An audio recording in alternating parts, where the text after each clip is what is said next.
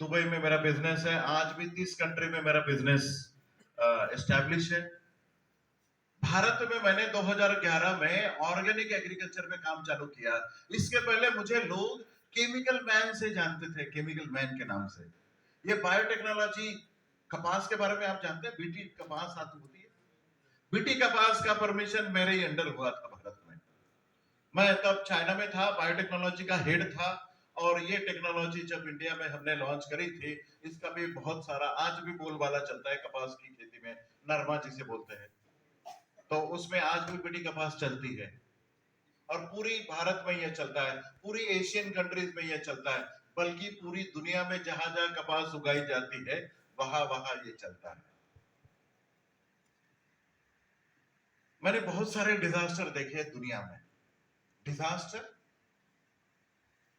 Chemical के disaster, मैंने इतने डेंजर डेंजर डिजास्टर देखे हैं।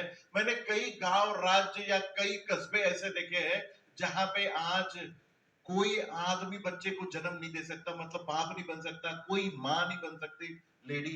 इतनी बेकार परिस्थिति वहां की है, इतनी इंपोर्टेंस ही वहां पर बढ़ी हुई है। ये केमिकल का जितना ज्यादा इस्तेमाल हो रहा है, जमीन बेकार हो रही है, एटमॉस्फेयर बेकार हो रहा है, पूरा एनवायरनमेंट हम बेकार कर रहे हैं।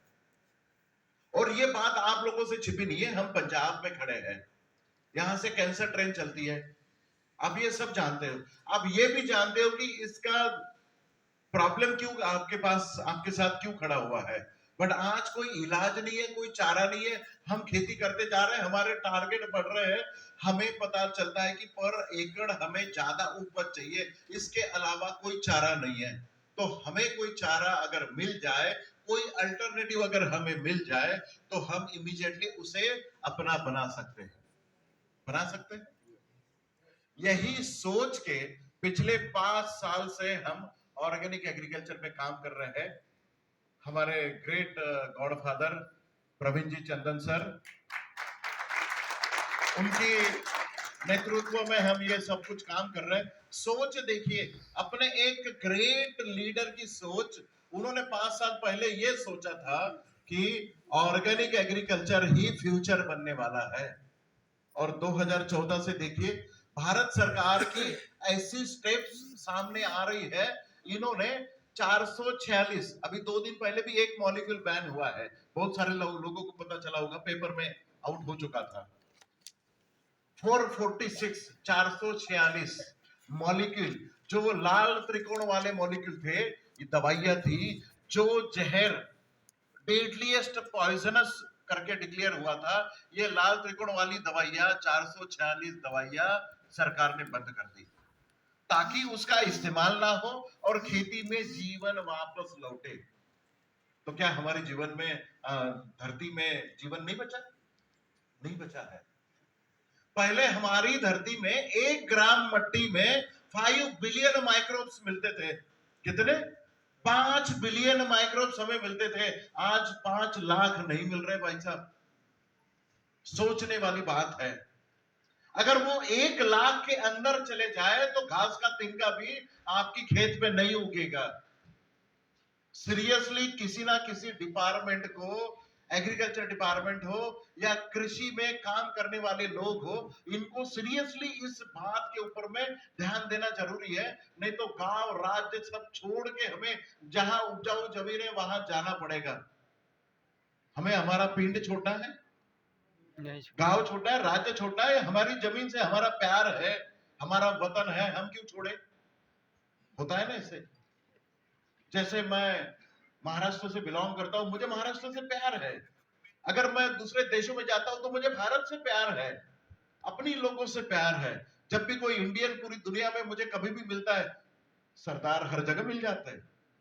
आपको पता है, मेरा एक प्रोजेक्ट था जर्मनी में, जर्मनी स्विट्जरलैंड बाउंड्री पर ब्लैक फॉरेस्ट करके है। आपने नाम सुना होगा, ब्लैक फॉरेस्ट माउंटेन्स।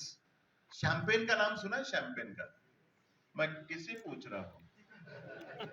मैंने आते हुए हरियाणा, पंजाब, दिल्ली से जब मैं निकला, हरियाणा जैसे पहुंचा तो पराठे ही पराठे, और दूसरा नाम था ठेके ही ठेके। अरे मैंने कहा गांव में एंटर करते ही 4 ठेके, गांव छोड़ते जा रहे 4 ठेके, बोले चारों तरफ, अश्विनी जी बोले कि चारों तरफ मिलेंगे ठेके ही ठेके, गांव में जाना तो 2 लगा के जाना और बाहर निकलता 2 लगा के जाना। खैर, ब्लैक फॉरेस्ट में जो पूरी दुनिया में प्रीमियम स्कॉच समझी जाती है, शैंपेन, शैंपेन सेलिब्रेशन के लिए पूरी दुनिया में इस्तेमाल होता है।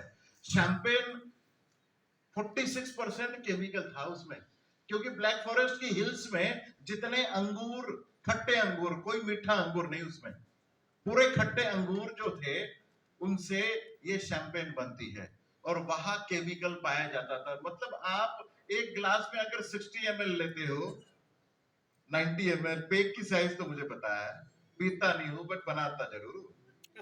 तो ये जो आप 60 ml अगर लेते हो तो 30 ml तो केमिकल है और 30 ml सिर्फ दारू है। ये जब सबको पता चला कि केमिकल पी रहे हैं, तब वहां की सरकारों ने भारत सरकार के साथ में बातचीत करी और हमें केमिकल फ्री का एक फार्मूला भेजने के लिए बोला था। आज मैं भारत सरकार की वृक्ष आयुर्वेदा की जो टीम है उसमें आज भारत सरकार का मैं स्पॉन्सर्ड साइंटिस्ट हूं। एक भारत सरकार की टीम में लगभग 10 साइंटिस्ट आज काम कर रहे हैं। तो उन साइंटिस्ट के टीम में हम काम कर रहे हैं और उन्हीं की टीम की तरफ से हम गए थे स्विट्जरलैंड में पिछले 10 साल पहले, और 10 सालों के बाद हमने वहां पर ऑर्गेनिक शैंपेन डेवलप करी और सरदारों से बात आई थी। बादन बादन करके एक छोटा सा विलेज है, विलेज क्या, अपने डिस्ट्रिक्ट को शर्म आ जाए, इतने अच्छे रोड, इतनी अच्छी, मतलब पिंड आप जो बोलते हो, इतना अच्छा पिंड, बादन बादन उसका नाम था। हम 5 साल वहां रुके, हर बार जाते थे 3 महीना वहां रुकते थे और 3 महीने में एक ही सहारा था, एक ही सरदार का, नमस्कार ढाबा, एक ही इंडियन था। आज उसने, एक ही सरदार ने समोसे कचौड़ी खिला खिला के, लस्सी पिला पिला के, पूरे जो, आप तो अंग्रेजी बोलो सबको क्योंकि गोरे हैं, सब गोरों को पागल करके रखा हुआ है। समोसे के बिना ब्रेकफास्ट नहीं करते ये गोरे लोग आज, और लस्सी तो उनकी मतलब चहेती बन गई। ये बात एक सरदार ने 5 साल हमें पाला है, तो सब सरदारों को नमन है भाई। खैर, तो ऐसे हम लगभग 8 प्रोजेक्ट के ऊपर में आज काम कर रहे हैं। पूरी दुनिया में वृक्ष आयुर्वेदा के प्रोजेक्ट पर 8 प्रोजेक्ट पे काम कर रहे हैं। तो लगभग 150 दिन हम बाहर रहते हैं। अभी भी हम दुबई जा रहे हैं और 28 दिन वहां रह के आएंगे। और कहीं कहीं घूमने हम जब जाते हैं तो अश्विनी साहब को भी पता नहीं होता है हम है कहाँ, क्योंकि हमारे प्रोजेक्ट जो है वो सीक्रेट प्रोजेक्ट चलते हैं, तो बता नहीं पाते। स्टेज के ऊपर में कोई सरकारी आदमी यहाँ हो तो हमें पहचान भी नहीं पाएगा कि वहां पर हमारी क्या पॉइंट है। मोदी जी के साथ में रात को 2:30 बजे हमारी मीटिंग होती है और जब वो बंदा बैठता है मीटिंग के लिए तो ऐसे लगता है ये खुद एग्रीकल्चर साइंटिस्ट है, हमारी तो पूरी बोलती बंद हो जाती है उनके सामने। खैर, मैं किसी का मतलब किसी को प्रमोट भी नहीं कर रहा हूँ, मैं किसी पार्टी का नहीं हूँ, किसी का नहीं हूँ, मैं सिर्फ MI का आदमी हूँ। आज मैं आपको बता दूं डायमंड कैसे बनना कितना आसान था। कुछ लोग डायमंड तक पहुंच भी गए हैं। ये पोजीशन उन्होंने जो अचीव की है ना, वो कैसे अचीव की है, क्या आप सुनना चाहोगे? यस। ऊपर वाले कुछ सुनना चाहेंगे? आवाज आ रही है ना सर? मैं नजर मेरी नीचे है बट ध्यान ऊपर ही है। ओके, कुछ लोग, चंद लोग सक्सेसफुल होने के लिए क्या करते हैं, ये सुनना चाहेंगे? यस। वो वही काम करते हैं जो आप लोग करते हो, बड़े अलग तरीके से करते हैं। सुनना चाहेंगे कैसे किया था? एक साउथ इंडियन बंदा था, साउथ इंडियन बंदा 8वीं पास था और ATC पोजीशन पे था। ATC, area team coordinator. कितने ATC है यहाँ पर? कुछ है? चलो सब बड़े रैंक वाले हैं, अच्छी बात है। एक ATC रैंक वाला बंदा मेरी ट्रेनिंग में आया, एग्रीकल्चर का ट्रेनिंग सुना। जब G35 था, G35 का आखिरी साल था, उस समय वो मेरी ट्रेनिंग में आया। 8वीं पास है, बंदे को अंग्रेजी आती नहीं है, हिंदी आती नहीं है, उसी की लैंग्वेज आती थी। बट मुझे भी तो उनकी लैंग्वेज नहीं आती थी, मुझे अंग्रेजी आती है, हिंदी आती है। मैं स्टेज पे खड़ा हो गया, कोई बंदा था, ट्रांसलेट करके बता रहा था। बंदा आया, अपनी टिकट निकाल के बैठा। अब एटीसी को कोई पोजीशन तो नहीं देखी सामने वाली, वो पीछे बैठा था।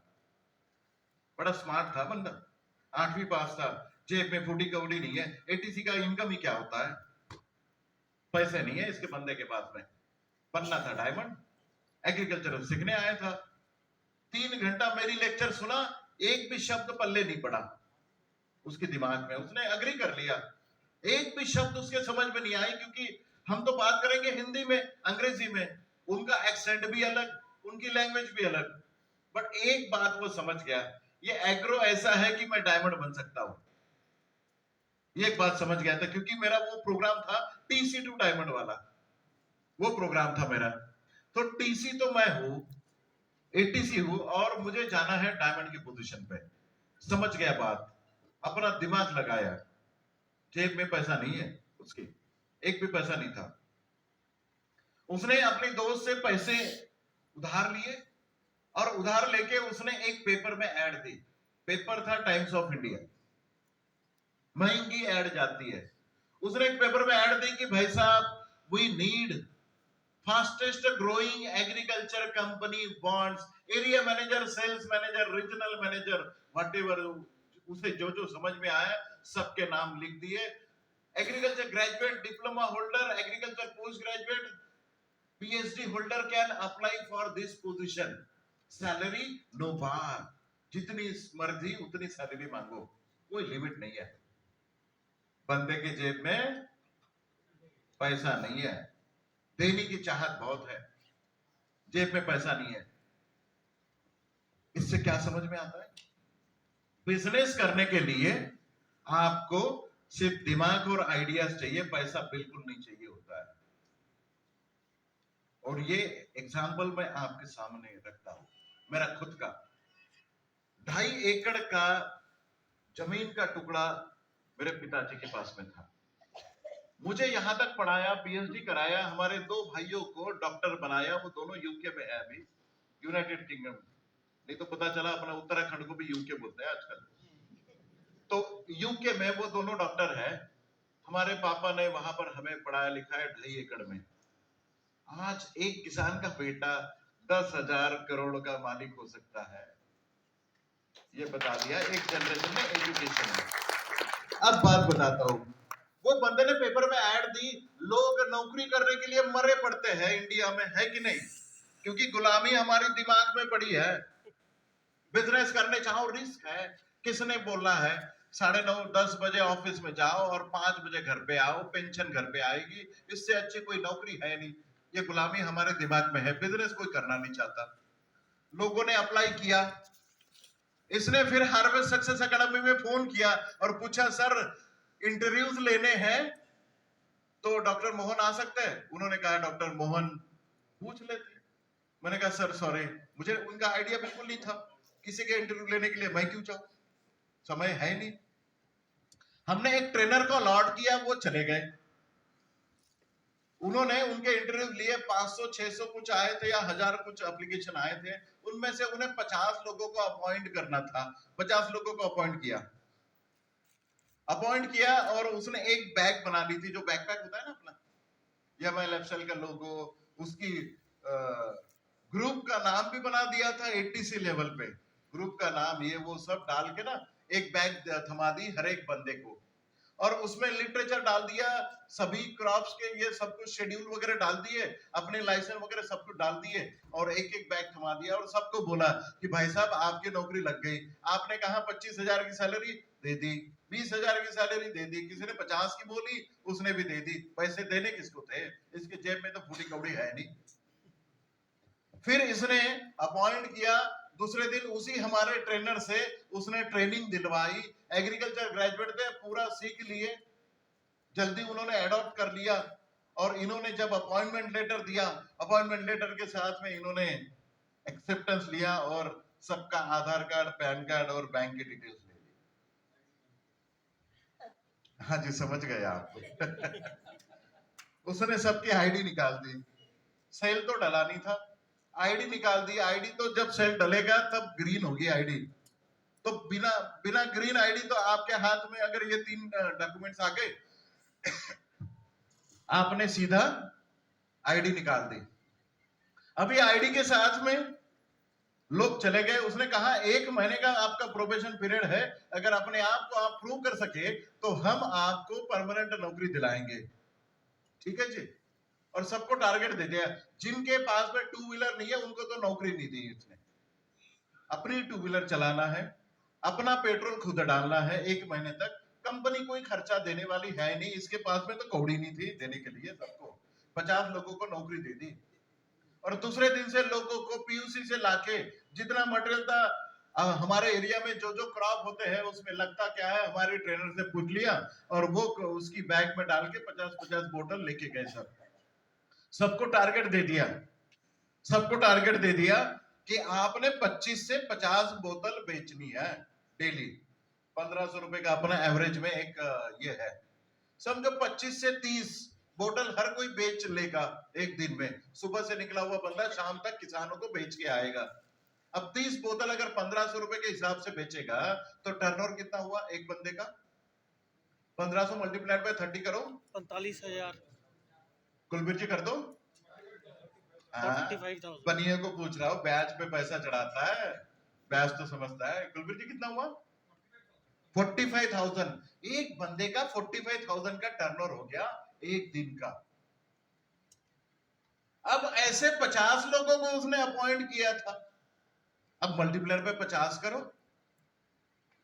एक बंदे का 45,000 का टर्नओवर। आईडी ग्रीन हो गई उसकी। 22 लाख का टर्नओवर हो गया। 22.5 लाख का टर्नओवर एक दिन का, एक एटीसी का। आप समझ रहे हो? आईडी ग्रीन करा ली नीचे की और टर्नओवर पैरेलली डाल दिया। हर एक बंदे को अपनी चारों लेग उसने ओपन कर दी। डायमंड तो बनना था उसे। पहले 2 चलाओ, बाद में 2 चलाओ। ये लोग सिखाते हैं ना कि पहले 2 पे इनकम आने तो दो, बाद में 2 चलाओ। इसने चारों एक साथ चला दी और चारों को पैरेलली डालना चालू कर दिया। और ये भाई साहब डेली इतना टर्नओवर डालते गए, पैरेलल आता गया। और अपना पहला इनकम कब आता है सर? 21 दिनों के बाद आता है। क्योंकि आईडी का ये करना वो करना सब कुछ प्रॉब्लम सॉल्व होके 21 दिन के बाद में आता है। तो 21 दिन के बाद में आपका इनकम चालू हो गया। मतलब इसको लगा भाई साहब ये सैलरी आ गई, तो जल्दी ये सैलरी आ गई। तो इनको ये लगा कि ठीक है सर, कंपनी ने थोड़ा मेरा परफॉर्मेंस देखते हुए सैलरी जल्दी मुझे भेज दी होगी। तो सैलरी आ गई अकाउंट में। पहले महीने में तो ठीक था। अब इसे ये लगा कि सैलरी आ गई, बट सैलरी 20,000 की थी, पता चला यहाँ पे तो 30-40 हजार रुपए आ गए। तो उसे लगा कि ये हो सकता है कि इंसेंटिव मुझे मिला हो, अच्छा परफॉर्म कर रहा हूं मैं, तो इसको पैसा आ गया। अब क्या हुआ? दूसरे महीने में हर हफ्ते इसको सैलरी आने लग गई। हर हफ्ते सैलरी देने वाली कंपनी होती है क्या? इनकम होती है आपकी। सैलरी हर एम्प्लॉय के लिए सैलरी 7 दिन में नहीं आती। इसके अकाउंट में पैसा आने लग गया। इन्हें डाउट आ गया, ये क्या बात है। फिर उसने बोतल, जिसका बोतल बेचता था, कंपनी का नाम गूगल सर्च किया। और गूगल सर्च करने के बाद में पता चला कि आशीष सर ने तो सबको सिखा दिया है 7 टाइप्स ऑफ इनकम, ये वो सब।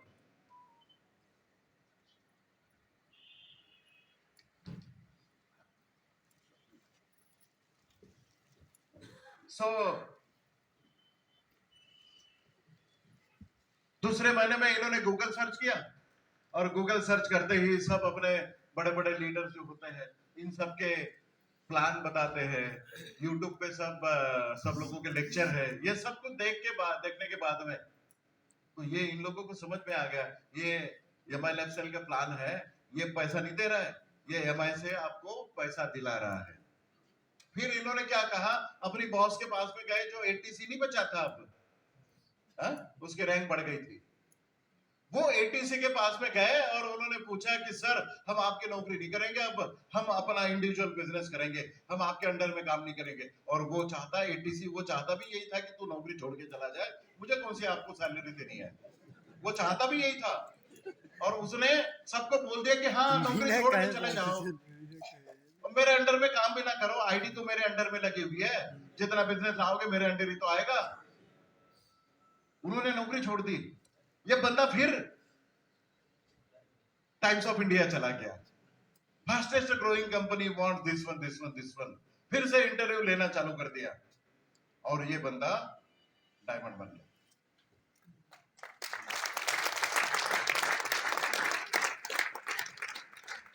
आज भी वो बंदा जो 8वीं पास है, उसे इंग्लिश नहीं आती, एग्रीकल्चर का ए नहीं आता उसे, बट उसे एग्रीकल्चर का, जिसे ए आता है और जेड आता है एग्रीकल्चर का, उसे उसने अपॉइंट करना लगाया।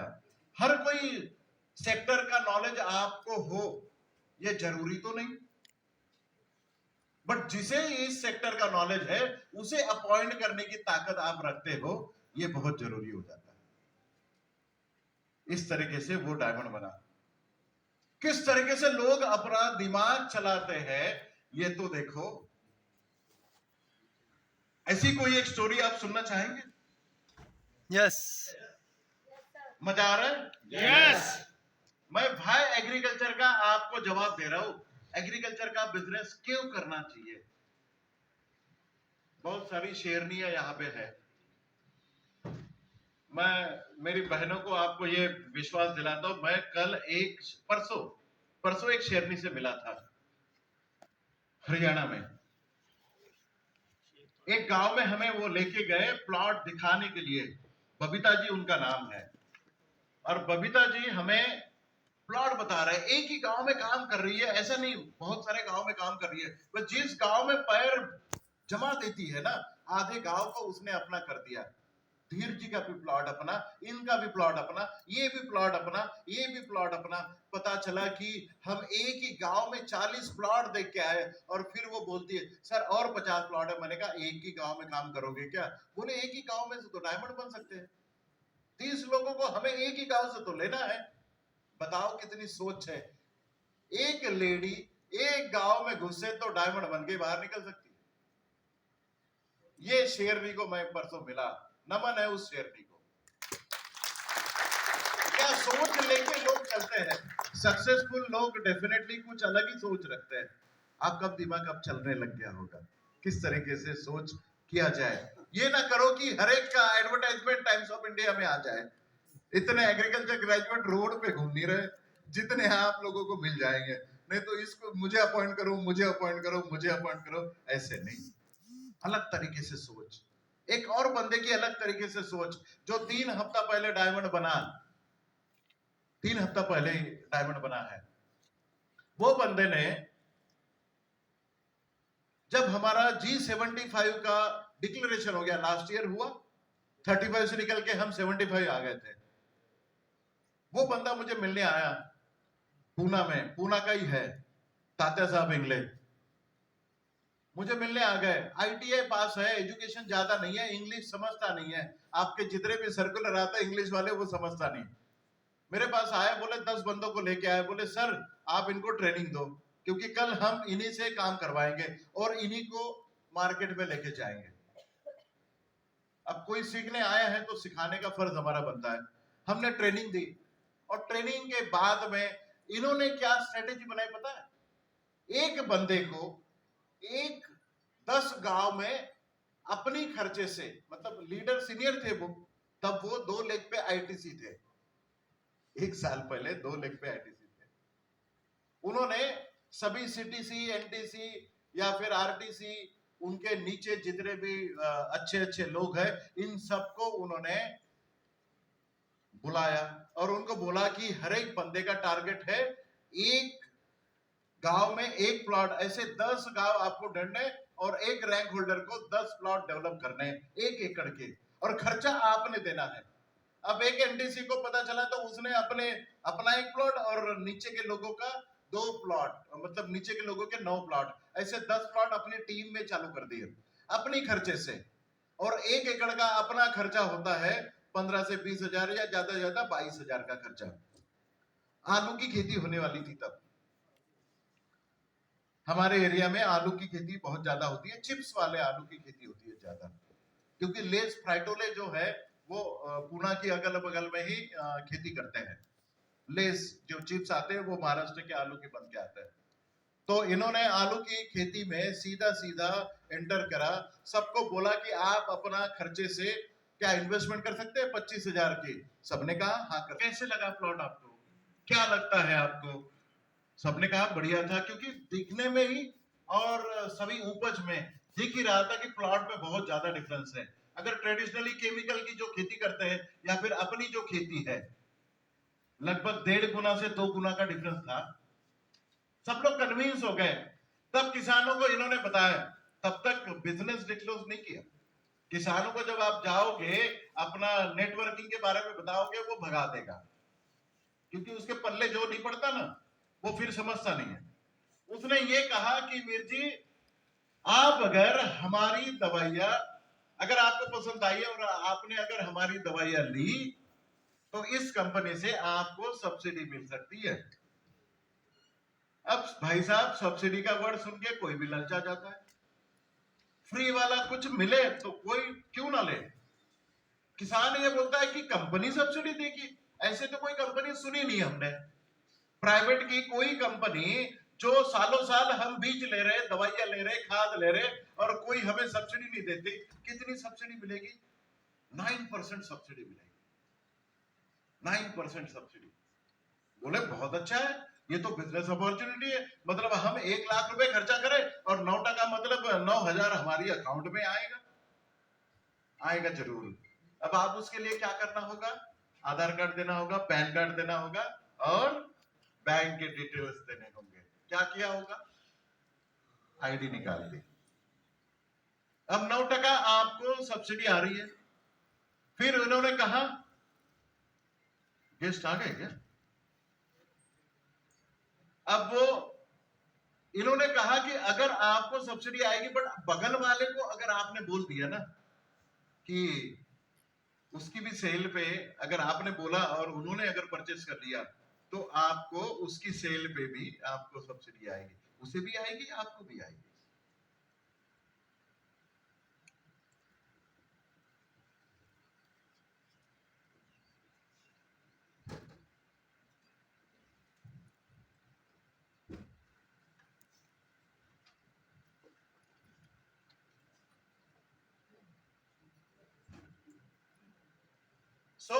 इन्होंने ये कहा कि आपने अगर बगल वालों को बोल दिया तो उसकी भी सेल के ऊपर में आपको सब्सिडी आएगी, मतलब आपको भी आएगी, उसे भी आएगी। तो इसने कहा बहुत बढ़िया है, मतलब इधर भी सब्सिडी आ रही है, उधर भी सब्सिडी आ रही है। इसने फिर चालू कर दिया, सेल चालू हो गया।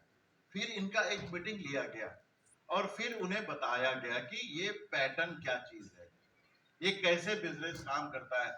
Direct manufacturer to end user, consumer तक ये दवाई कैसे आती है, कैसे डिस्ट्रीब्यूशन होता है, ये सब बातें जब पता चली, किसान जुड़ते गए। और उनका एक स्ट्रेटेजी था, किसानों के मीटिंग में कोई सूट बूट पहन के नहीं आता था। और स्टेज के मतलब जैसे आप लोग बैठे, हम स्टेज के ऊपर में खड़े हैं और हम आपसे बात कर रहे हैं, तो यहाँ पर स्टेज के ऊपर में जिन किसानों को रिजल्ट आया है, इनको सबको यहाँ पे बुला के उनका सम्मान किया। और वो जिस गांव से बिलोंग करते थे, उन गांव के सभी किसानों को हॉल में बिठाया। उसका एक एक मीटिंग 5-5 हजार किसानों का होता था। और जो लीडर के अंडर में वो किसान आते थे, वो सबका सब खर्चा करते थे, कोई और नहीं। कोई सेलिब्रेशन नहीं, कोई मोटिवेशन लेक्चर नहीं, कुछ नहीं, कुछ नहीं। सम्मान सिर्फ किसानों का। किसान यहाँ पे आएगा और आते हुए ऐसे नहीं आएगा, अपनी खेत का गोभी जहां पर रिजल्ट आया वो पूरा उखाड़ के लाता था। एक पेड़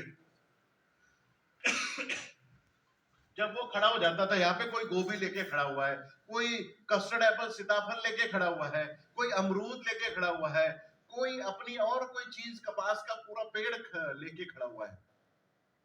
और जब वो अपना अनुभव सबको बताते थे, तब किसान जब किसान से बात करता है, उस समय वो कनेक्ट हो जाता है।